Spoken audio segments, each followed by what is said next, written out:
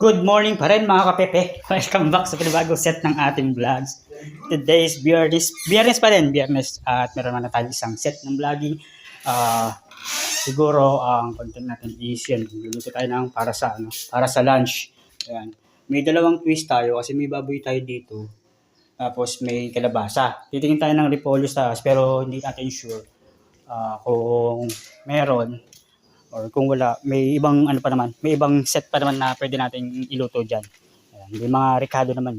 May napansin kasi ako na uling na hindi namin nagamit ng nakaraan. Baka sakaling hindi siya nilaga, inihaw. Tingin tayo ng repolyo, kung wala, kalamansi na lang. May kalamansi dito, may tanim kami, di ba sabi ko nga sa inyo. Kaso hindi pa siya totally tumutubo. Maliliit pa. Kadwedwe. Ayan. Akyat lang tayo kasi para makabili ng bigas. Ay. Parang sarap. Ayun, may energy ako dito.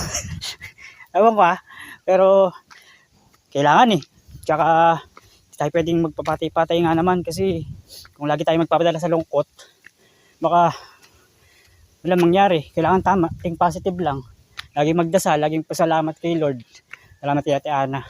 Laging magdasal ng mataimtim, sabi niya. Yan. Shoutout din pala kay Tolman Delgado, talagang nagchat siya pag nanonood siya tapos merong hindi okay dun sa vlogging ko. Kasi nung nakaraan yung huli, talagang ang labo. Pero nakapako naman na yung screen ng video na naka 30 lang. Kaya sinixty ko yung camera or yung video. Alright, akyat muna tayo. Grabe init. Nakakyat na tayo kanina, di ba? Kaso bumaba ulit ako kasi may biglang pangyayari. Kinailangan ko maglabas. Charot. Ayan, akyat na ulit tayo, kasama ko si Asher.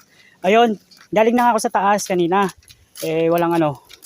Walang gulay na tinda. Ngayon, nihiram ko sana yung motor or papasama ko kay Kadede. Kaso busy. Si Kapanalig busy rin. Nag-edit. Alam niyo naman, di pa natin kaya iakyat yung motor. Kaya naman kaso may pagkaalangan pa. Lalo't matarik nga. Baka hindi natin mabalance. Ayun, so walang gulay. Sana kaya Rosie may kalamansi para makapag-marinate na lang tayo, Ganun na lang mangyayari. Marinate na. Opo. Yan, sinama ko si Kuya Asher. Nilalagyan ng kalamansi. Nalulungkot Ganun na lang. Ayun. Dito kami bumibili ng gulay. May mga ilang gulay kasi dyan. Kaso ngayon, wala daw silang walang hango. Ayun, bibili na tayo ng bigas tsaka kalamansi. Wala kang gulay. Layo ng Matepok dito. Di ba nakikita nyo nun pag namimili ako dun. Tsaka alanganing oras na rin. Tatanghali na rin. Bili na lang muna tayo dito ng bigas at kalamansi. Sana meron. Dito na kami kila Ate Rosie. Bumibili ng bigas. Medyo mainit. Katanghalian. Wala nga kalamansi. Siguro titingin na lang tayo ng mga ilan dun sa yung tanim namin. May mga bunga na yun kasi maliliit. Pero may ilan ako nakita ng mga parang pwede ng pang piga. Bili lang muna tayo bigas. Malayo talaga yung Matepok.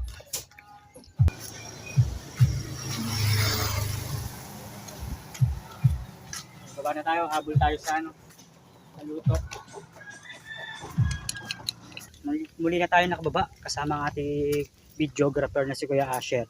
Bali yan, silipin natin yung kalamansi, baka meron na din mga pwede. Tara.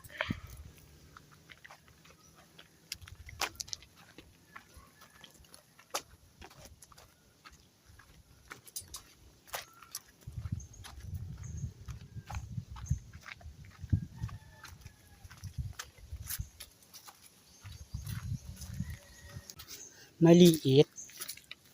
Yan. Silip lang kami kung meron pa. Tinignan ko na to kanina. So, mga ganyan lang siya. Hanap ka pa ng mas malaki na konti. Ayun may ilan pala na may pwede na. Yan. Okay.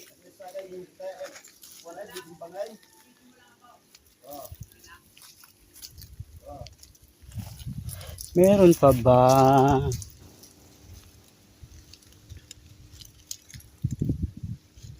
Ito. Wala na tayong makita. Ilan lang yung nakuha natin. Pero meron naman dun sa loob, kaso ilang piraso lang din. Malalaki naman yun. Wala na eh. Oh. Maliliit na. Laman na naman tayo ng kusina. Dito tayo sa loob ng bahay. Habang piniprepare natin to, bago natin i-prepare yung lulutuin na ulam, sayo muna tayo para ay paano, may naka-ready na.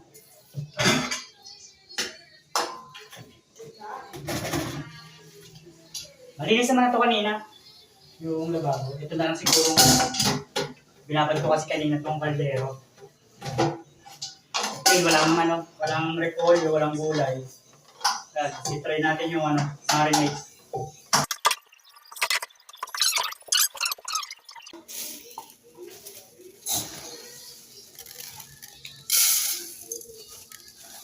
Liit ng plastic.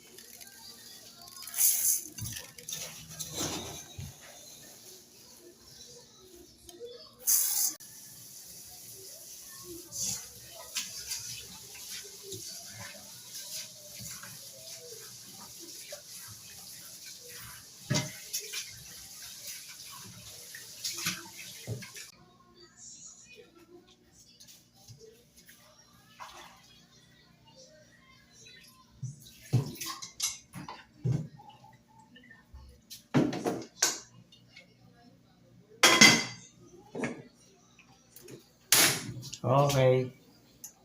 Low heat. Yan, nakasahin na tayo. Malambot na rin naman yung baboy. Prepare na natin. At, eto, sa pangatlong pagkakataon, hindi siya magiging nilaga. Hindi siya magiging pang-ihaw. No? Kasi, hindi rin aasim dahil gawa ng ilan lang yung kalamansi. May ilan lang dito 3 pirasong malalaki at 4 na pirasong maliliit. May suka, may toyo, may bawang sibuyas, may mantika, may dahon ng laurel. Ano pa pwede mangyari? Adobong baboy. Ngayon, galin muna natin to. Kalamansi tanggal din. Kuha lang tayo ng sibuyas, bawang. Yan. Dito kumpleto tayo sa adobo. Diba? Pahihirapan natin ang ating sarili. Kumpleto naman sa gamit pang adobo. Dito muna kayo. Try natin i-twist. Spicy adobo.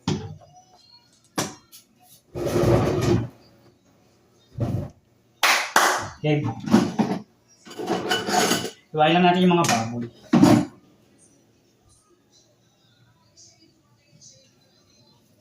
Para siyang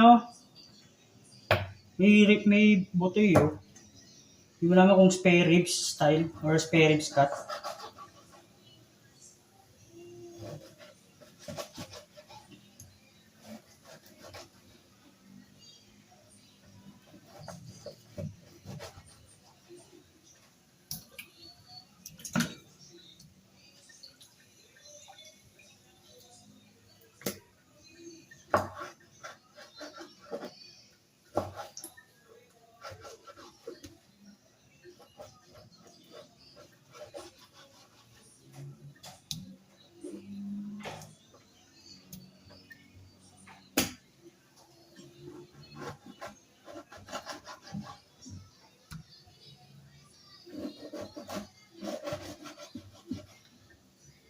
Mahirap hiwain ng may butong part.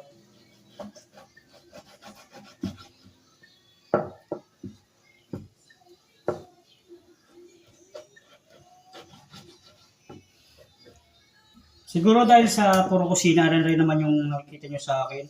Ganito na lang din siguro yung mga pwede kong maging content. Mas dadamihan ko na lang sa mga pagluluto. May problema lang sa namin, sa kutsilyo, bumitaw na siya. Wala na. Sana magkaroon ng pagkakataon makabili or magkaroon ng ano, yung mga panghiwa ng sibuyas tsaka bawang, yung mga ganon. Parang gusto kong magkaroon ng ganon, yung pang grind talaga, pandurog. Yun yung nahiwa ko. Mukhang marami naman siya para sa akin, sa dalas ko naghihiwa ng baboy. Para sa aming apat, or kung dadating si Kuya Autol at Kuya Vincent, meron naman ding abutan. Siguro yung mga ganito, may mga sobra para sa 1 kilo. Ilan lang din naman kami. Tabi na natin. Kung sakali may mga gugulayin or di ba, may mga pansit-pansit, pwede natin magamit para hindi rin masayang. At meron pa naman baboy, bali 2 kilo yung nakuha ni Kapanalig kay Nanay Luz. Ayan, diniliver dito kagabi. At kanina naman okay naman at nakakain kami kahit pa paano nakapagagahan. Ito naman parang mag-aabot na din. Ayan. Prepare na tayo ng sinaing, ayan, mag-aadobo tayo. Okay!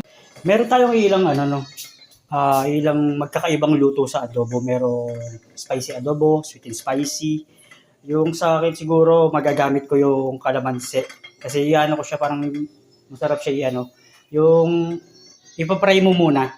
Then set aside, tapos tsaka magagawa ng pang-aromatics or magluluto ng pang-aromatics. Sa tingin niyo? Basta naman. Okay. Nakaluto na yung kanin. Ready naman na yung iba. Ayan. Yan lang naman yung mga kailangan. Hindi naman ganun ka-grabe at pang-ulam-ulam lang naman. Di ba?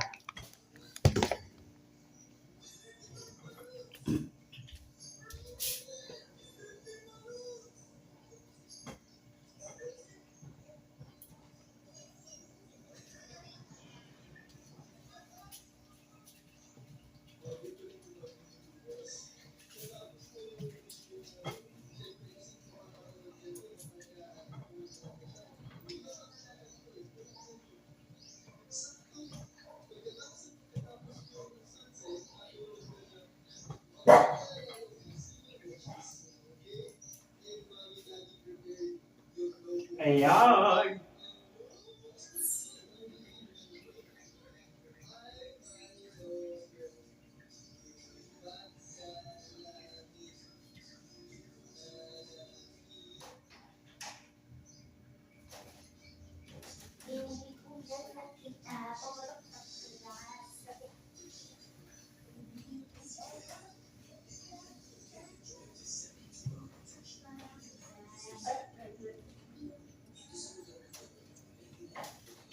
Tapos toyo. Kalamansi toyo, kahit konti lang naman. Tapos doon natin siya titimplan sa habang niluluto or ginigisa. Okay. Lang natin saglit para kumapit yung lasa. Yan din naman yung magiging pangsabaw natin. Pero maganda yung naka-fry. Tapos, iwa lang tayo ng aromatics. Uy! Naririnig ko lang yun sa sa mga reels, sa mga nagluluto. Kay Sob, kay Tito Jack, kinakamangyan. Sino pa ba? Si Kasolid. Parang yun din yung lumalabas na tema ng ng vlogging ko. Cooking show.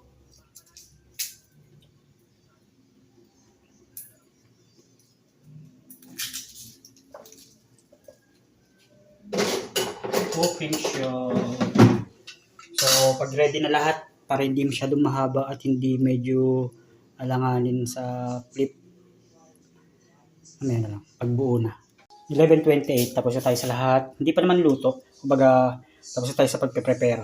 Yan. Yun lang naman, mantika, laurel, gum kids. Pero yan, pamintang buo. Yan. Kung hindi kayo naglalagay ng mga MSG or syempre maglalagay din tayo. Pero hindi naman natin papakaramihan. Yan. Gagawin natin sweet style din kahit paano. Iti-twist natin.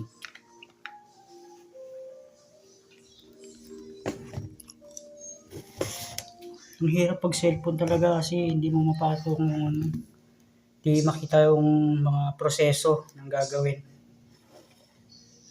Kaya ba? Kita ba? Hindi, Okay mga kapeps, umpisahan na natin. Ready na lahat. Ayan. Kung mapapansin nyo, dalawa yung wok or dalawa yung kawali. I-twist na natin. Na-separate na rin natin yung sabaw. Ayan. Tapos, para mabilis. Habang pinapray natin, nagigisa na tayo ng bawang sibuyas. Bali hindi na lang natin dadagdagan ng ng maraming mantika yung sa isang pagigisahan ng bawang sibuyas, no? Para magamit pa dun sa magamit yung isang pagpipirituhan. Alright. Low heat lang parehas.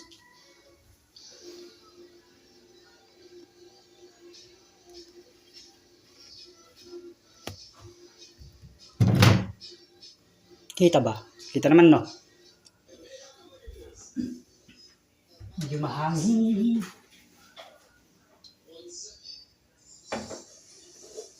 Halos konti lang parehas yan. Kasi gagamitin din natin yung yung pagpipirituhan. Gagawin natin ito.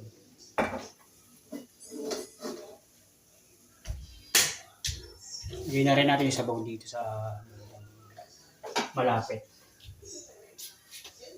Balisoli na natin lalagay yung pinagmarinatan. Siguro pag na-fry na natin to or nasama na sa gisa ng sibuyas, ng bawang sibuyas, is palambutan natin konti sa tubig. Tingnan ng konting sabaw.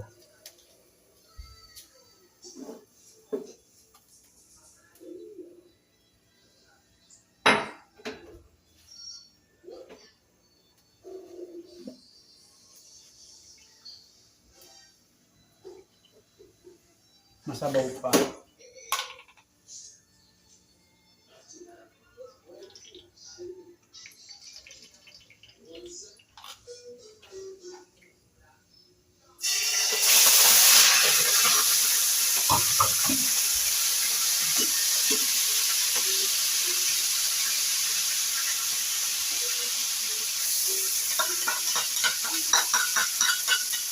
Hindi pala natansya. Dapat may oras sa pagitan.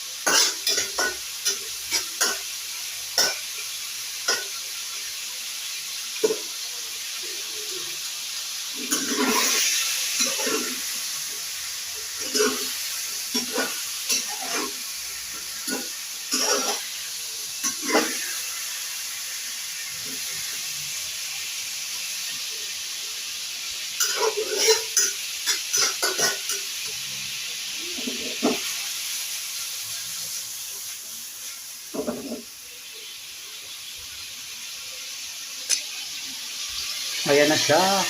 Ito hindi naman pinakalakasan para hindi masunog ng sagad. Okay. Hirap lang niya, hindi siya makita.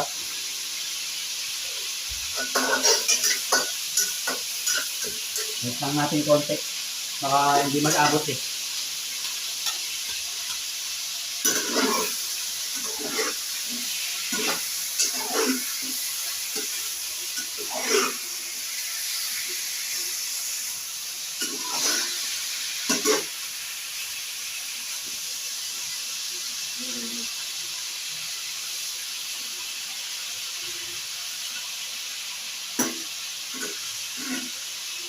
Para pakaramdam ko magtutulig yung baboy. Naguluhan na.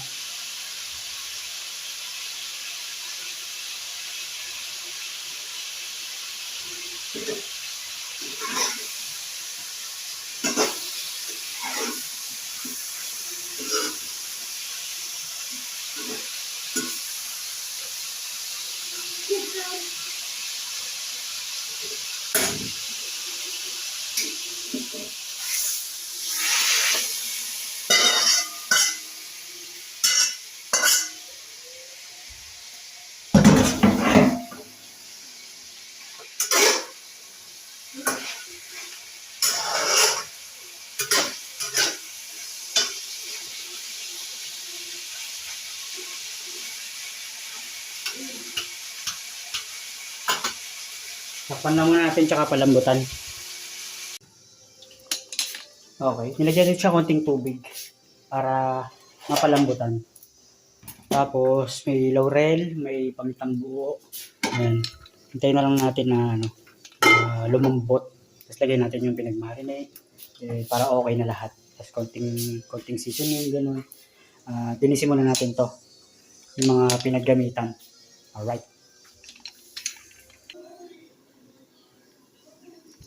Yeah. 11:56. At ito na yung resulta ng ating adobo na medyo sweet. Ano lang, kumatas lang siguro yung baboy. Parang nagtubig kaya talagang ang tagal nung pag dry or pag tuyo. Pero sa pakiwari ko okay naman yan. Sa tingin ko okay na. Konting patuyo na lang. Tapos malinis na rin naman dito. Yes, okay naman na. Konti na lang kakain na ang team. Yan. Kain na rin kayo sa mga inyong bahay at lagi mag-iingat.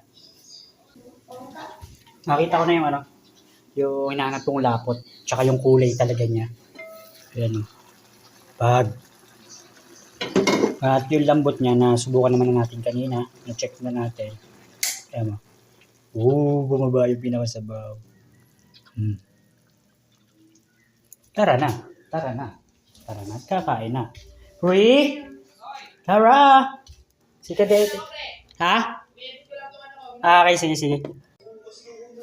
Okay, for today's lunch. Ayan o. Diba? So, hindi naman siya totally nagmantika. Naipon lang dito.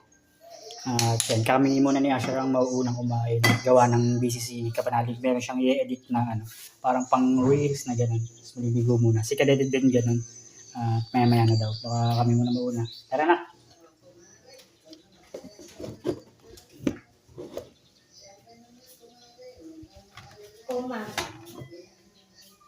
May natira tayong 4 na tuyo.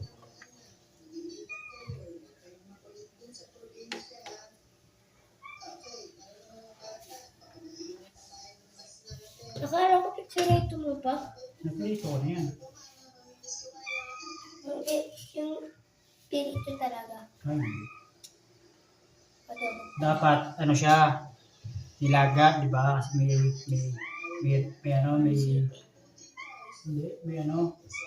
may kalabasa. Hanggang sa wala tayong nakitang repolyo. Tsaka saging kasi nilalagyan ko ng saging ng nilaga ko. At magiging ihaw siya. Yung kalamansi, 316.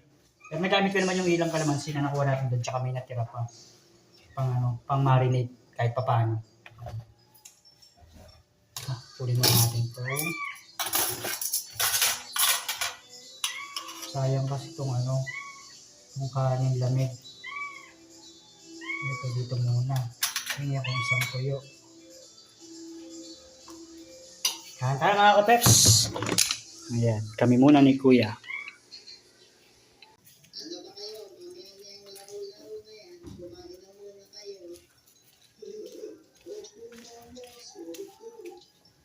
Kain po.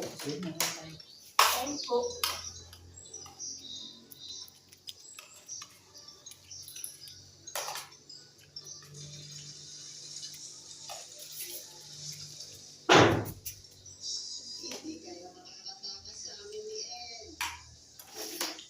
With adobo, medyo dry.